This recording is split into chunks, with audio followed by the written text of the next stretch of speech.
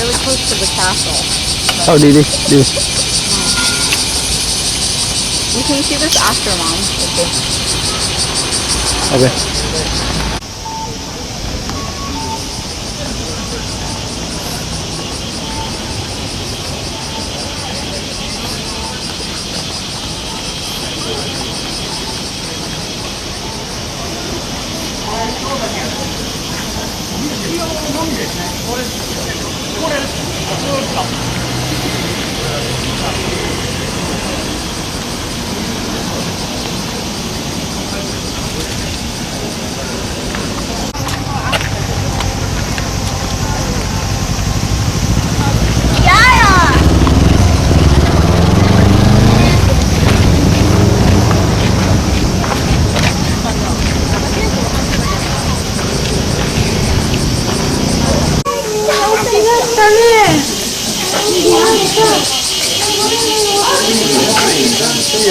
Oh, yeah, I guess so. Claro, lo que come para arriba.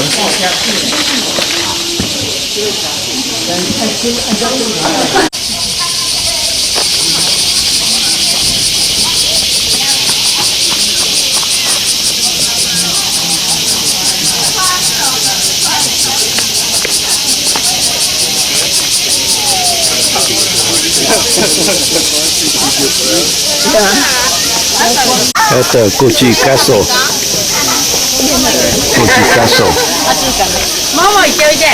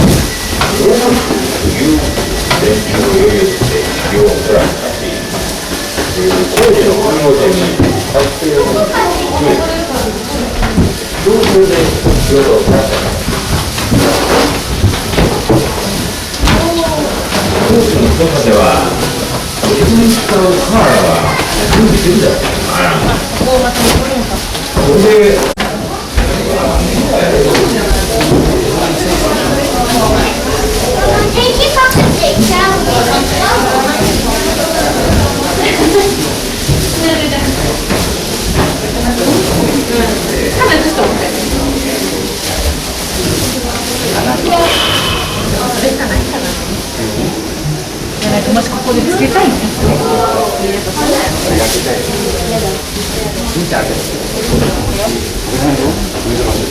一緒にせん。あれネイルとかもせんの。なんか通ずるものがあるけど。ネイルってでもネイルはしてるの。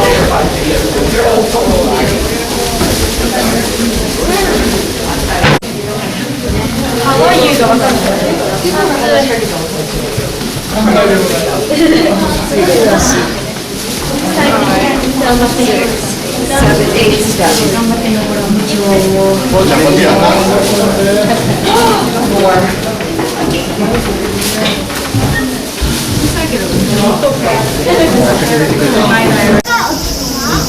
Gucci.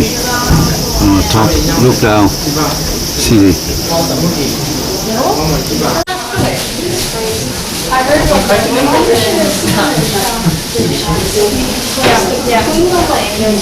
Gucci on the top of Kochi Castle.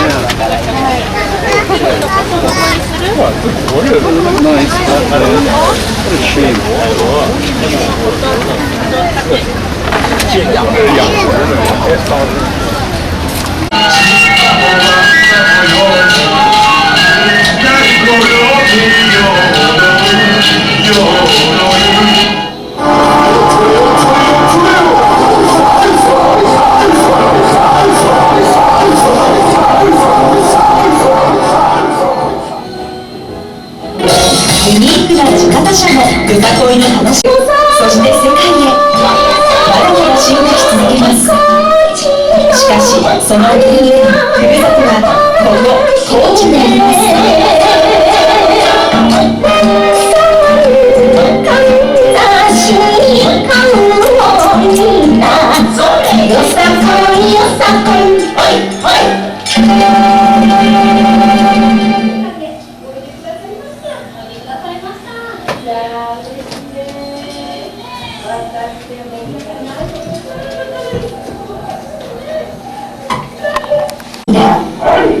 阿波踊りのすねに対抗して鳴子をという竹松さんのアイデアで鳴子を持つ踊りが完成しました。本部共演場は高知城大手門内の特設舞台、このほか市内の共演場は7カ所でスタートします。お祭りには県内郷土芸能も特別参加、共産行事に合成種七飲み大会があったのもこちらしいですよね。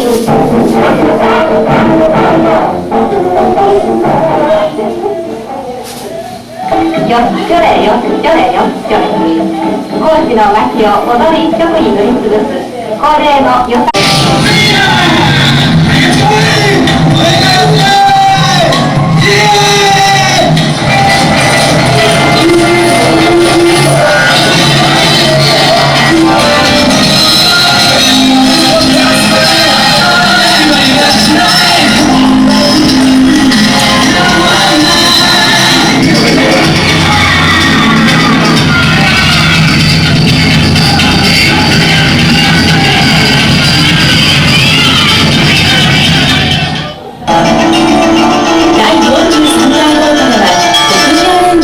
風潮の曲、振り付けが復活。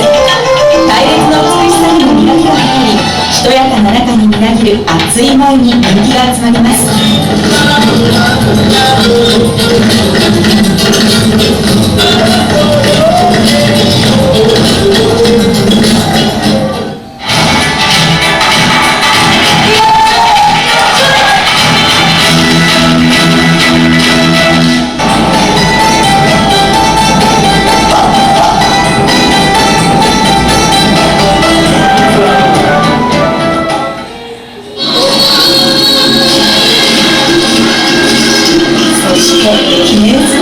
50回には電車通りで晴れるなど自由な振り付けで各チーム工夫をした舞を披露するようになったよさこい。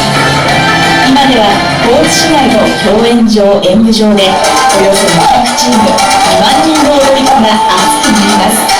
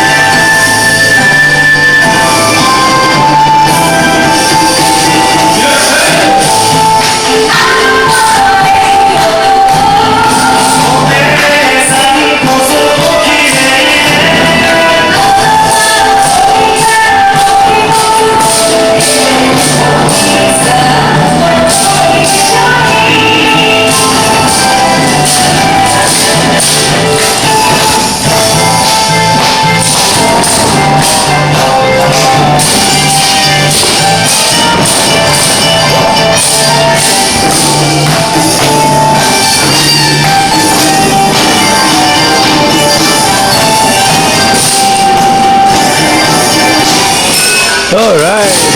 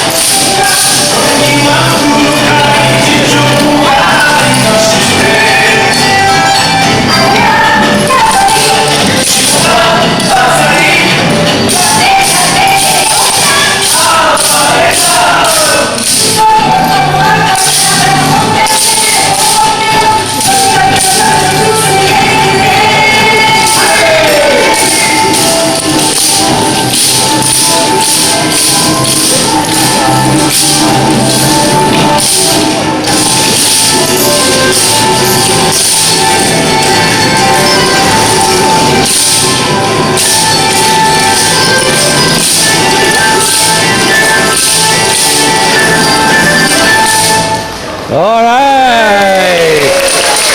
All right. Very good.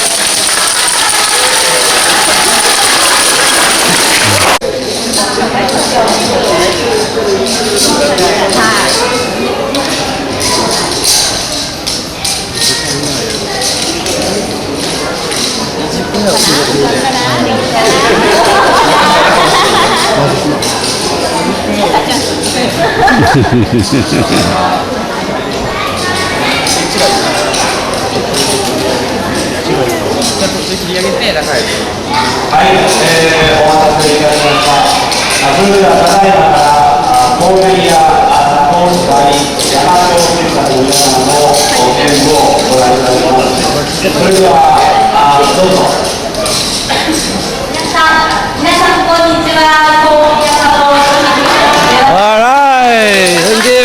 Thank you. All right. Thank you. 本日、ハリマヤの商店街では2回目のステージになりまして、ちょっと踊り子もまたまた緊張がほぐれて、皆さんにいい笑顔でお届けできるんじゃないかと思っておりますので、皆さん、経営のほどよろしくお願いいたします。All right. 元気にいきますか？では行きます。コーデリア、笑ってよって。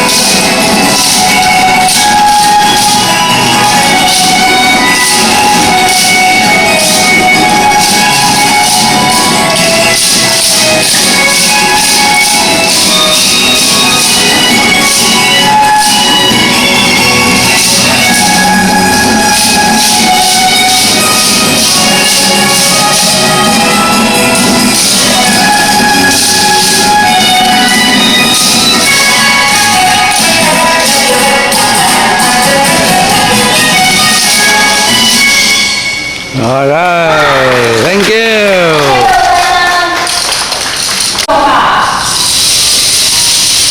では本日のラスト、みんな笑顔でいけますか？では、いきます。透明な、笑って。Hey.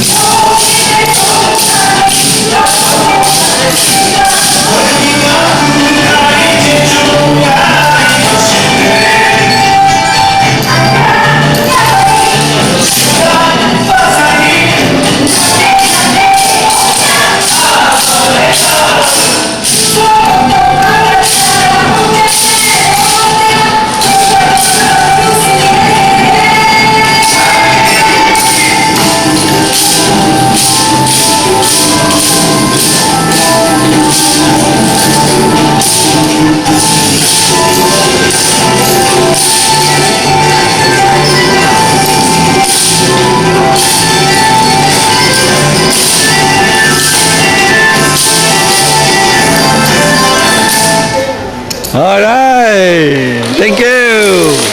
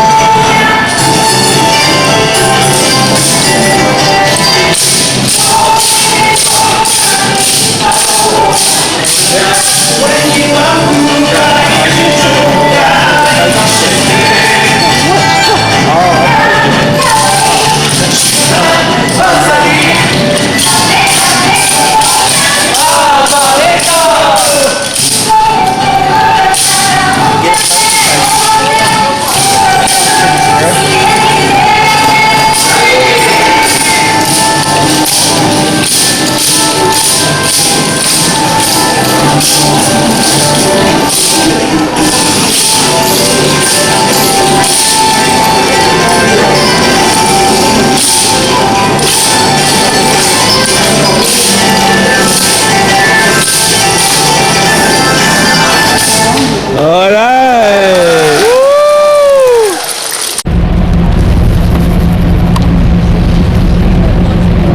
Back to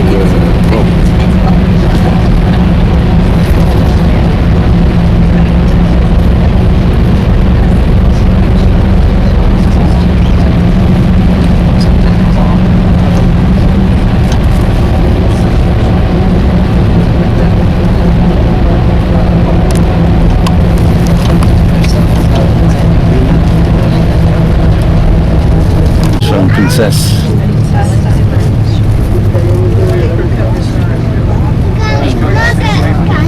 The next one.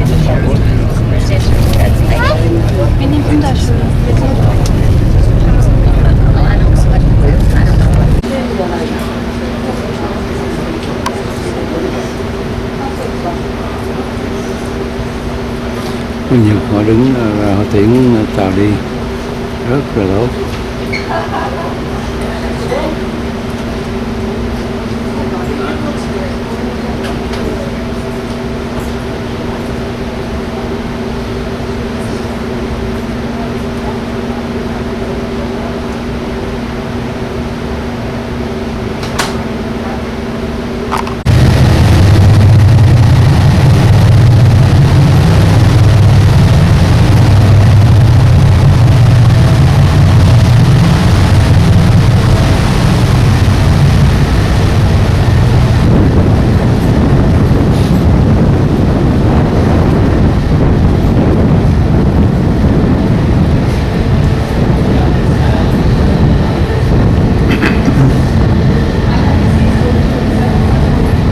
Now 3:05 a.m. on the August 19, 2019. The ship will go the Strait of Japan.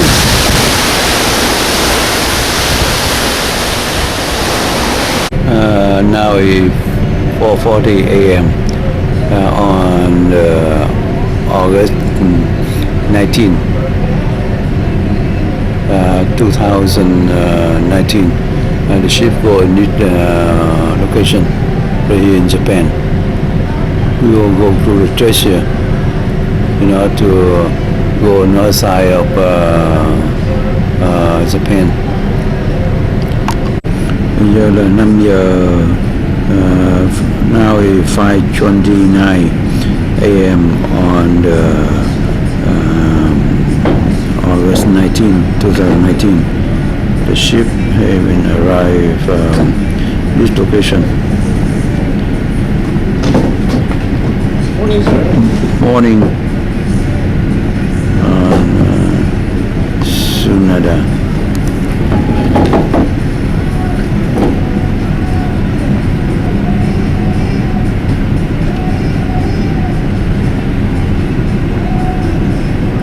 Of Japan.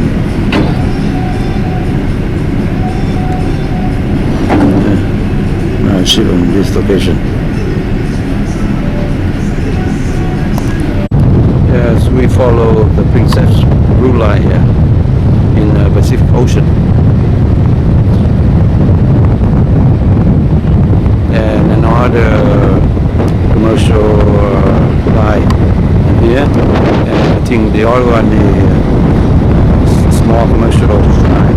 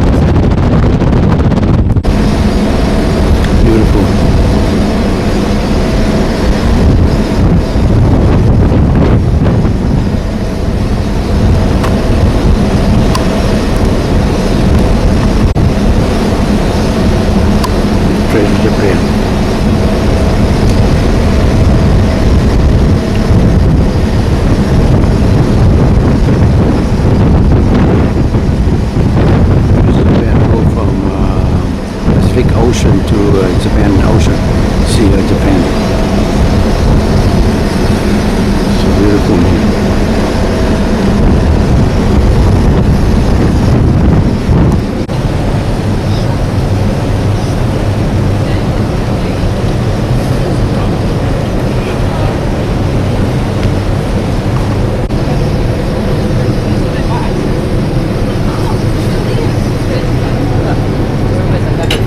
Oh, nice beach there.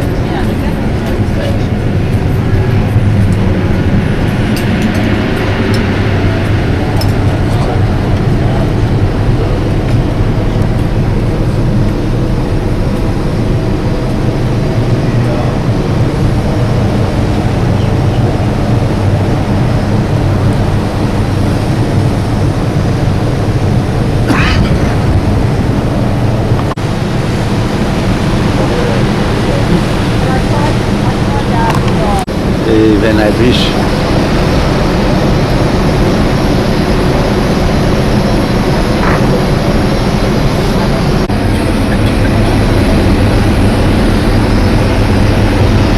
Beautiful.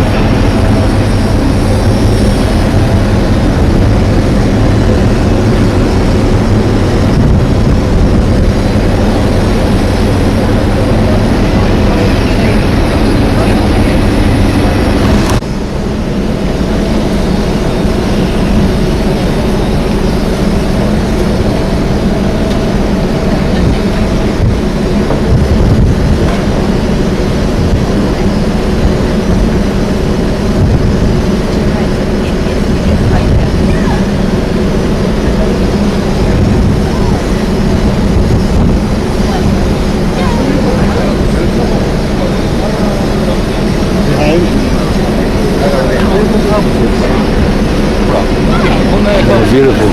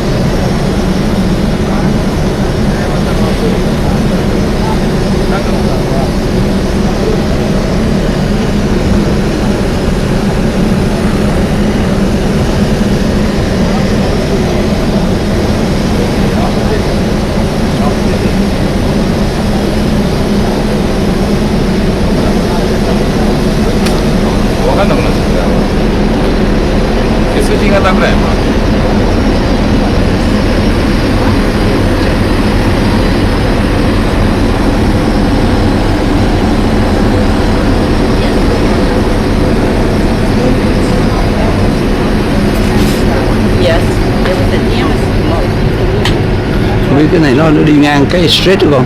Được. Yeah.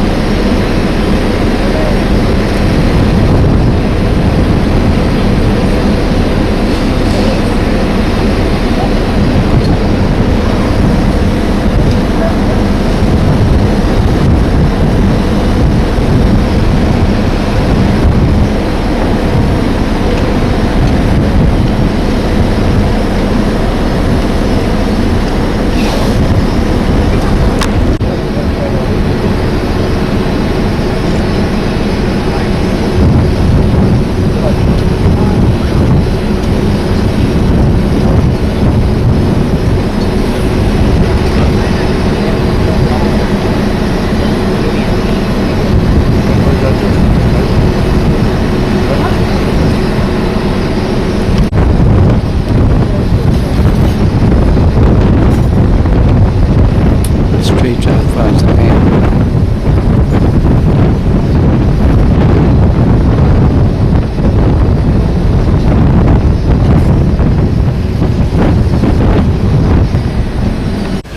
You may actually be wondering where most of them are. You probably haven't seen very many lately.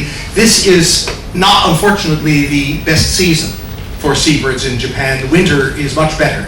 I was on Holland America ship last year that sailed from Yokohama up to Hakodate, where we'll be going later, and the waters were just swarming with seabirds. That would have been in March, so the season makes quite a difference. But anyway, there are a few questions that you might be asking looking at the title of this talk. One of them might be, well, wait a minute, eagles? Which is the sea eagle that you're most likely to see, or one of the two sea eagles you're most likely to see in Japanese waters. And it is much larger and I think rather grander than a bald eagle. I hope you won't mind my saying that. If you know anything about that expedition, it was pretty horrible. They got stranded on an island, which is now called Bering Island, where a good many of the crew, including Bering himself, died of scurvy, despite the fact they had to overwinter there, despite the fact that Steller had gone out and collected. Same with whales, by the way. But they're much more likely to be found in this at the edges of the continental shelf. So we won't see. Of course we haven't because it's the wrong season. But we've sailed down here. We're now going through this strait here. We're coming out about here. We are not going to be in particularly good seabird waters here. Might be a few things. When we get up here around northern Hokkaido, there's some colonies of rare members of the auk family, which we'll talk about. And then as we come back down this coast, we have a little better chance of seeing some things. Those who are staying on for the next cruise, when we sail down around here, down to Iwo Jima, that area, there are a number of very interesting seabirds there. But I apologize on behalf of Japan, because this is not the seabird season. They're mostly at their breeding colonies. A lot of the birds that are common seabirds here are winter visitors. So please take this as in the water will run down a tube, a duct in the bird's head and come out the nostril and drip off the end of the beak. Which is why quite often when you see seabirds, particularly gulls along the waterfront, you'll see, just to go through the text, bird kidneys can't handle salt water, so they have these extrarenal, which means outside of the kidney, salt glands in their heads, and the solution, as I said, goes down their beaks. And you can see, here is a gull with a bit of fluid, that's probably a high concentrated drop of salt solution dripping off the end of the bird's beak. It's come out of the gland in its head. Seabirds can cover huge areas of the ocean, and depending on which seabird it is, their pathways can be very different. This is a map showing the major migratory flyways of really all birds, but the main ones for seabirds that affect Japan is this one, the Asia-Pacific flyway. But you have birds that cover huge distances just to pass through Japanese waters, and some from different places. So the Arctic tern, for example, breeds in the Arctic. The winter, or our northern winter, it probably sees more sunlight than any other living creature, because it spends its breeding season up in the far north during the period when the days are extremely long, and then migrates to the Antarctic. Gulls, because first of all, a lot of them don't live by the sea anyway. A lot of them are inland, freshwater birds, and, well, I guess we just don't like it. So please call them gulls. Please do not call them seagulls, unless you make sure there are no birders around at the time you say it. Okay? So let's talk about, now there are several species of gulls that come to Japanese waters, particularly, again, as I said, in the winter. There's the slaty-backed gull, which is rather like the black-backed gulls of North America, big white stripe in the back of the wing. The black-tailed gull, a quite handsome bird with a big black stripe in its tail. This black-headed gull is the same one you'd see flying around the streets in London, England, and to some extent in eastern North America as well. They're still around. I saw some in Tokyo. These are ones that hang around ports. When I sailed last year on Holland America, there were just dozens of these hanging around the Musdon before it took off into the sea. There were none when we sailed this time. Again, time of year, but that's when they're there. Gulls, except with a very few exceptions, don't go out into the open sea. They hang around the coasts. They're very largely scavengers. They don't make the kind of huge transoceanic journeys that some other seabirds make, except for a couple of birds called kittiwakes, which can travel quite out in the open ocean. By and large, you see gulls, you are near a coastline somewhere, you're on the continental shelf. So if we see any seabirds over the next day or so, most likely to be a gull. They have some interesting relatives. One of these birds, the skuas, which we call in North America, some of them we call them Jägers, which is the German word for hunter.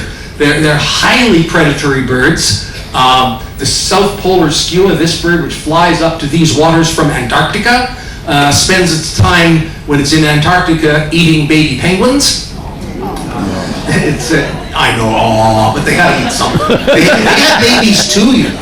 And the Jägers, or the skua, like this Arctic skua, which we call a parasitic Jäger in North America, they breed in the Arctic. They breed in Alaska, places like that. And again, come down. They're more likely to be seen out in the open ocean than the gulls are. They can be very hard to identify too. But I won't worry. Quite rare in Japan. And so it has become a bird in which local Japanese have become interested, and particularly because the Japanese population is under some threat. They need open beaches or gravel spits to nest on. And in 2001, a colony of these things, a small colony, was discovered on the top of a sewage plant in Tokyo Bay, which had a gravel roof. Okay? And they discovered that most of the nests were failing. They were not succeeding in raising young. And local naturalists got interested in these things. So they formed a citizens group, volunteers, along with some government people. They spread more gravel out on the roof of the sewage plant to make it a better nesting area for the terns, to make the site better. And there's a little tern project run by Japanese naturalists which now manages this whole area to keep this colony going. And they're very proud of this, that they have managed to build up the numbers of these birds. They're now doing very well on this top of this sewage plant, which you wouldn't think of as ideal bird habitat, but there you are. And so, again, this is something that focuses Japanese interest in nature and in their own environmental heritage, which is, of course, an admirable thing. Cormorants. Cormorants are very interesting birds, particularly in Japan and China, and again, for a cultural reason as well as scientific reason. There are 3 species of cormorant in Japan. Around here, if you see a cormorant, it's going to be most likely this one, the great cormorant, which is an almost worldwide bird. Again, likes coasts. Cormorants don't go out into the open ocean. But up around Hokkaido, you might see this extremely similar one, which it's a little greenish here instead of bluish. That's Japanese cormorant, which is only found in the immediate area around Japan and nearby areas. And then you also can find this smaller one, the pelagic cormorant, which also occurs in British Columbia and Alaska. Now, the interesting thing about cormorants, as far as Japan and China, is that there's been a relationship between cormorants and human fishermen for centuries. Well, I'll tell you about that in a minute. Okay, sorry, slides out of order. There's also one more cormorant that may have crept into Japanese waters, but again, this was another bird that Steller discovered. It was a nearly flightless cormorant that lived in Bering Island and along the Russian coast. It's been extinct since the mid-1850s.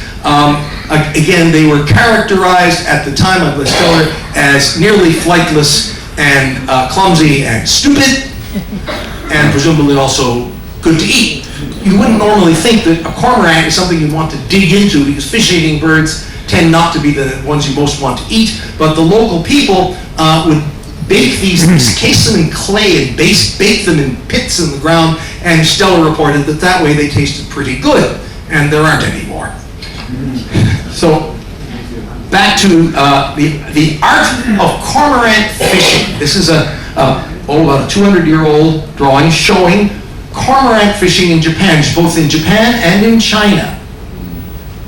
Say over 1,300 years, it's called ukai in Japan, people have used cormorants to fish with, and they still do in some areas in Japan. The idea is that cormorants are very good fish catchers, but they have a very bad habit as far as fishermen are concerned. When they catch a fish, they tend to swallow it. So to avoid this, you attach a very tight collar around the cormorant's neck so it physically cannot swallow the fish.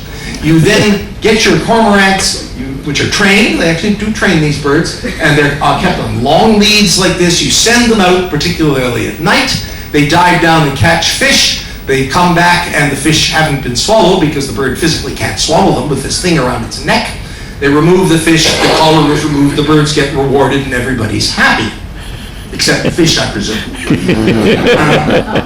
As I say, it's still going on, particularly in Gizu City, also near Kyoto, during the summer months, mostly for tourists today, not so much for real fishing consumption. But this gentleman, Shuji Sugiyama, who is the youngest cormorant master in the Gizu City area, is demonstrating what he does. You see the cormorants are on these long lines. They have the collars around their necks, and they're out fishing at night. He's dressed in traditional costume. The cormorant masters are actually regarded as official fishermen to the emperor. Although whether the emperor ever gets any of these fish, I was not able to determine. But you can go and, if you're in Gizu City or some of the other places where they do this around this time of year, you can take a river cruise where they will take you up and you can go alongside these boats at night and watch the fishermen use their cormorants to catch fish. So if you're in that area, it's something you might want to think about doing. But again, they do this in China, in eastern China, they do it in Japan. I don't know any place else in the world where cormorants are used in this way. But again, a linkage, a cultural linkage between seabirds and the Japanese. So as I say here, masters are official fishermen to the emperor, and again, it's a tourist attraction primarily. Auks are an interesting little group of birds. They include puffins. If you know what a puffin is, an auk is a kind of, a puffin is a kind of auk. These are related to gulls. They look rather like penguins, but they're not related to penguins. Penguins are only in the southern hemisphere, auks are only in the northern hemisphere. They sort of replace each other. In fact, the word penguin was originally applied to a large flightless auk in the North Atlantic called the great auk, which is now extinct.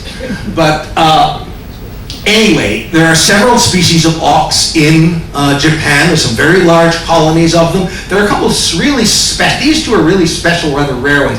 This is the spectacled guillemot, which I hope might have a chance of seeing in northern Hokkaido and around Sakhalin Island. But its colonies in Japan have diminished in the past 20 years. No one really understands why. But a lot of the colonies have disappeared or shrunk, so we may or may not see this bird. And then further south in Japan is this little Japanese merlet, which is only a very tiny little bird, only found in Japanese waters. But there are several other species. If you see a seabird flying over the ocean that looks rather chunky and solid and is beating its wings like a wind-up toy, it's probably some sort of auk. The real seabirds that get birders excited, though, are the ones that you can't see unless you're on a ship way out at sea most of the time, unless you visit a colony or are very lucky. These are the pelagic birds, the birds of the open ocean. They belong to an order with a very long scientific name, the Procellaria formes. Don't worry about that. But you can call them tube noses. And the reason you do that is because their nostrils are encased in little tubes. Exactly why, I'm not altogether sure, but it seems to have something to do both with the exit from the salt glands. They will actually spray. Seabirds generally nest on islands. That's a very good way to, first of all, be near their feeding grounds, because after all, they have to bring food back to their nestlings, so the food has to be within reach. So an island is a good place to be. Also, islands tend to be, small islands, rocky islands, tend to be predator-free. And so if there are no predators there, they're much more likely to survive. In fact, many of the losses of seabirds in colonies around the world have been because things like rats or domestic cats get loose on these islands and they can just wreak havoc with the seabird colonies because they're not used to dealing with predators. This is Tristram's storm petrel, which breeds in the southeastern islands off Japan. For instance, here's a case. There was a huge colony of these things on the island of Toroshima, which is southeast of Japan. And in the 60s, there were cats and rats on the island, and they just wiped out almost the entire colony. Today, The main colonies of this species left are in the leeward islands like Laysan and Midway, northwest of the Hawaiian chain. So the Japanese population was destroyed because predators got loose on the islands where these birds breed. You still see this in Japanese waters, but they probably float. They will fly into the wind, and the wind will get under their wings and lift them up. This is what a human glider pilot does. And then that gives them altitude, and then they turn back and follow the wind to get speed to bring them down to the next arc, turn and go up again. And they can keep this up